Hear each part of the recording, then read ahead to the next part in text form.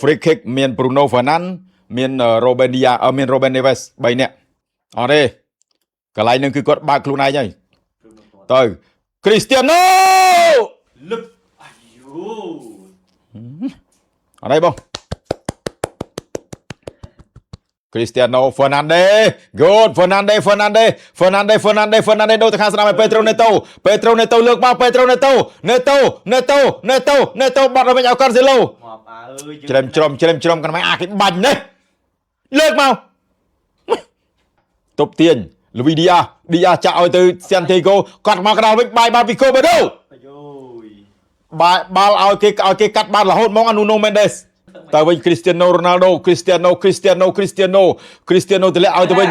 Pedro Neto លើក Cristiano ផុតក្បាលតែឲ្យទៅវិញទៅចូល Felix Vitinha ទាត់វាខ្លះហើយតែងឲ្យបានចិត្តពេកទប់មួយសិនមកវិញពី Bruno Fernandes មកវិញពីចូល Cancelo លើកចូល Cancelo ក្រុមបាល់ក្រោយវិញ Bruno Fernandes អើយ Cristiano ជួយមកពីក្រោយយូ អូយ Bruno Fernandes ទៅវិញពី Nuno Mendes ឲ្យទៅចូល Felix កាត់ឲ្យទៅ Bruno ឲ្យទៅវិញ Pedro Neto Ruben Neves ផ្ទះចេញមកវិញដោយ Davinson Sanchez No Ruben Neves ខាងក្រៅវិញ Vitinha ទៅវិញនេះអូយ Ruben Neves បាល់មិញដូចប៉ះដៃ goal kick គេបាល់មិញឲ្យវិញចឹងមកចេះខ្លះមកទីយ៉ាអើយយ៉ានេះចូលឲ្យ Cancelo សំខាន់ Bruno Ciso ទេបងបាត់អូមកបដូរជួយម៉ាយអើយយ៉ា